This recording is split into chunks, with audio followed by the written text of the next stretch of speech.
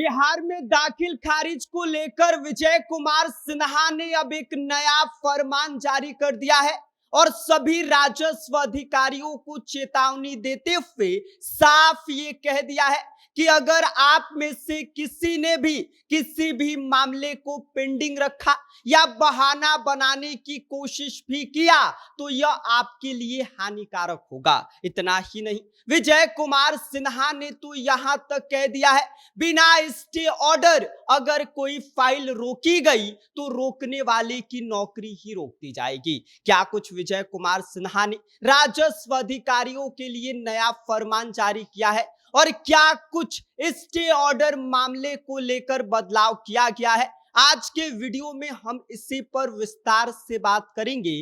लेकिन उससे पहले नमस्कार, मेरा नाम विष्णु है और आप देख रहे हैं जनता जंक्शन।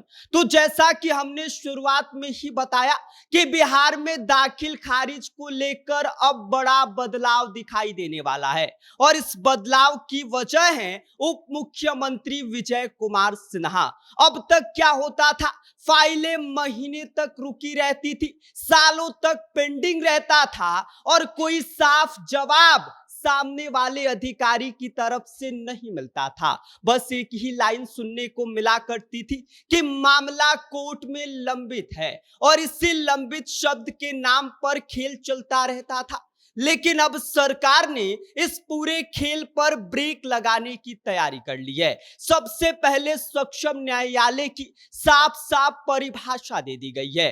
अब इसमें कौन कौन शामिल है आपको बता देते हैं। दीवानी व्यवहार न्यायालय, पटना उच्च न्यायालय, सर्वोच्च न्यायालय के साथ साथ DCLR, ADM, DM, commissioner court, विधि विभाग द्वारा अधिकृत कोर्ट और बिहार भूमि न्यायाधिकरण यानी कि बीएलटी शामिल है। मतलब अब कोई भी अधिकारी ये बहाना नहीं बना सकता है कि ये भी कोर्ट है वो भी कोर्ट है। अब सब कुछ क्लियर कर दिया गया है। अब आते हैं सबसे इंटरेस्टिंग पॉइंट पर कि यह जो लंबित का खेल इतने समय से चल रहा था, इस नाम पर बहानेबाजी चल रही थी, वो क्या होता है। सबसे पहले आपको बता दें कि सिर्फ कोई आवेदन दे दिया है या फिर किसी ने आपत्ति लगा दी है और फाइलें रोक दी जाती थी, अब ये नियम बदल दिया गया है। ऐसे में मामला सिर्फ तभी लंबित माना जाएगा जब केस कोर्ट में विधिवत दायर हो,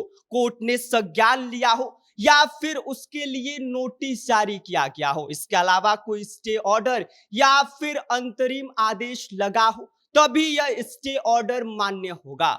अगर ये सब नहीं है तो भाई साहब आपकी फाइल नहीं रुकेगी। यानी सिर्फ आवेदन या आपत्ति के नाम पर अब काम नहीं रुकने वाला है। और सबसे कड़क बात यह है कि अगर कोई स्टे ऑर्डर नहीं है तो फाइल रोकी तो जिम्मेदार अधिकारी की नौकरी पर सीधा सवाल खड़ा हो जाएगा और शायद उनकी नौकरी भी जा सकती है। यानी कि सीधी बात, काम करो नहीं तो कार्रवाई झेलो। इतना ही नहीं, अगर केस की कॉपी में एडमिशन यानी कि स्वीकारण साफ नहीं लिखा है तो उसे भी लंबित नहीं माना जाएगा।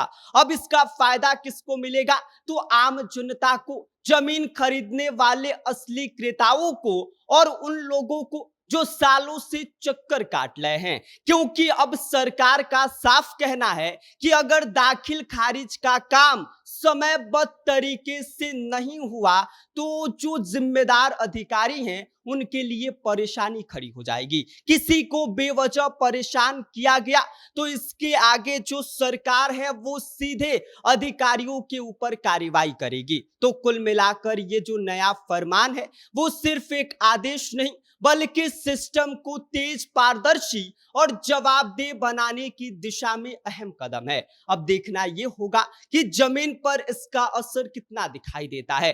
क्या वाकई लोगों को इससे राहत मिलेगी या फिर पुराने तरीके से ही काम चलते रहेंगे, यह तो वक्त बताएगा। फिलहाल विजय कुमार सिन्हा ने यह नया फरमान जारी करके बता दिया है कि बिना स्टे ऑर्डर, बिना कोर्ट के संज्ञान में लिए अगर कोई मामला रोका गया तो जिम्मेदार अधिकारियों की लग जाएगी। बाकी आप इस पूरी खबर पर क्या सोचते हैं, इस पर आपकी क्या कुछ प्रतिक्रिया है, अपनी राय हमें कमेंट कर दीजिए। आप देख रहे हैं जनता जंक्शन, मेरा नाम विष्णु है।